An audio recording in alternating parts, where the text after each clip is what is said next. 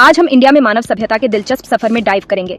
Anatomically modern human ने Indian subcontinent में तकरीबन 77,000 से 55,000 साल पहले कदम रखा था। जरा सोचो, साउथ एशिया में सबसे पुराने इंसानी अवशेष लगभग 30,000 साल पुराने हैं। वाह, है ना? अब चलते हैं 7000 ईसा बीसी के आसपास और हम साउथ एशिया में बसे हुए जीवन की शुरुआत देखते हैं। 400 ईसा बीसी तक बसा हुआ जीवन पूरे क्षेत्र में फैल गया था।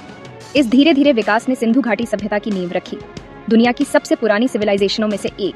ये बची 500 ईसा बीसी और 1900 ईसा बीसी के बीच आज के पाकिस्तान और उत्तर पश्चिमी भारत में फली फूली। पुराने जमाने में फैले हुए शहरों और एडवांस शहरी नियोजन की कल्पना करो। दिमाग हिला देने वाला, है ना?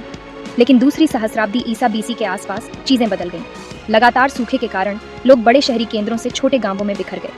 उसी समय इंडो आर्यन जनजातियां मध्य एशिया से पंजाब में प्रवास करने लगी। इसने वैदिक काल की शुरुआत को चिह्नित किया, जो 1500 से 500 ईसा बीसी तक फैला था।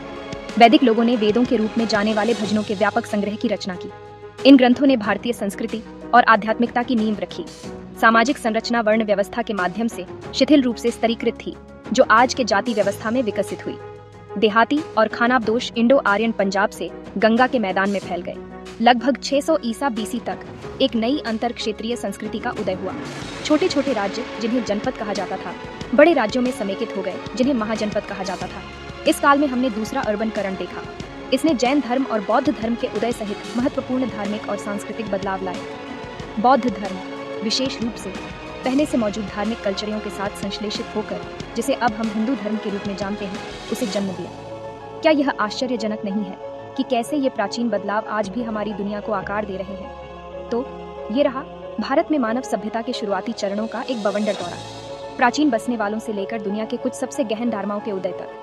इस ऐतिहासिक यात्रा में मेरे साथ जुड़ने के लिए धन्यवाद। इतिहास की और दिलचस्प कहानियों के लिए लाइक, शेयर और सब्सक्राइब करना न भूलें।